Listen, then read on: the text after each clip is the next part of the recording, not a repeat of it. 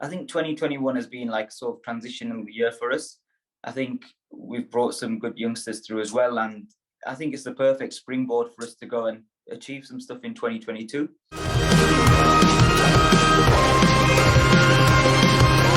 So Salim, why don't you start us off with what you really enjoyed about football in 2021 and what made it different from previous years? Obviously, with the COVID factor and everything, the Super League getting involved, all of that jazz. Go back into the stadiums, another one. I'd say the number one moment for me of all of it was probably going back to Villa Park for that sort of last home game of the season against Chelsea, which we won 2-1. So it was the last game that I saw, like Jack in a Villa shirt as well. But I think just being in that select group of, not that there was probably 10,000 fans there. So being a part of that, I think that was probably the best moment, I think, because I couldn't have gone the full season without going to a single game. Like, obviously we couldn't go anyway, but it was one of them. But then it did put me in in quite a select group or select Venn diagram that went to Wembley, went to Villa's last home game before lockdown, went to Wembley, went to Villa's last away game before lockdown, which was the Leicester away, which was the last game played in the Premier League. And then I also went to Villa's first game back with fans. So it put me into quite a select group there. It's always good to go back and after such a long time as well, because it was nearly a year or nearly a year. Yeah, it was about over a year. It was about over a year. And to be honest, I didn't even win the ballot. It's just that it came up again for like a reballot, and then I won it through there. So nice. That's good. Yes, that was the thing. I lost in the ballots. I was like, oh, there's no chance I'm going to get this now. And then I just checked my emails randomly, and they're like, oh, you've been selected. This was like, I think 2 days before the game. At that point, the hope was gone. Like, I just thought, oh, whatever. There's no way I'm going to get a ticket. I'll just have to watch it from home, but it's not a problem.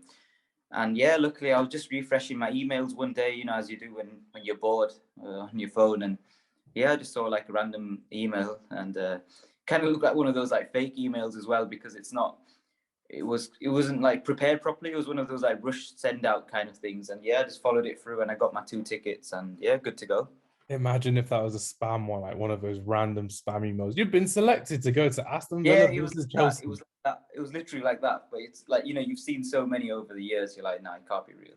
What did you really enjoy from watching your team Aston Villa this season, and this year, I should say? We're not in the season, but from last season with Dean Smith and Jack Grealish to now with Steven Gerrard at the helm. What have you really enjoyed about watching Aston Villa? I'll be honest. 2021 has been quite a hard year for Villa. I mean, it's the main reason that Dean lost his job, which is obviously sad to see.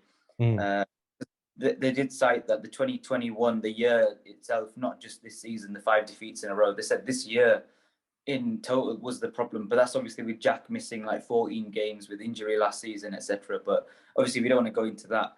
But yeah, I'd say it's been a tough year for us. I think that with Gerrard coming in, he wasn't my first choice, if I'm being honest. He was somebody that, I thought it'd probably be a good shout, but I sort of wanted like a bigger name kind of thing. But, I'm over the moon with it.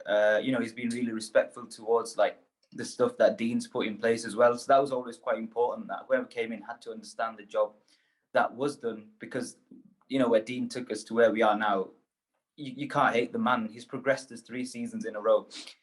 But yeah, it was a hard year, but, ending the year on this sort of high with the way that the football we've been playing, like I went to the Man City game and, we literally played out from the back. We had City rattled at times. We pressed really well. We should have got the point. We were one of, I can't remember, there was a stat saying that we limited City to like below 1 XG, and we created 10 chances. In comparison, United created, I think, 1 chance or something, and PSG only created 4.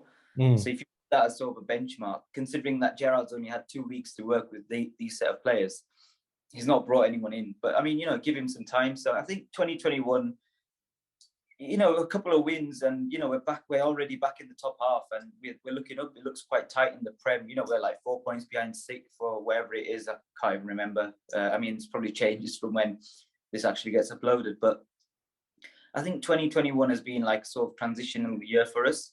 I think we've brought some good youngsters through as well, and I think it's the perfect springboard for us to go and achieve some stuff in 2022.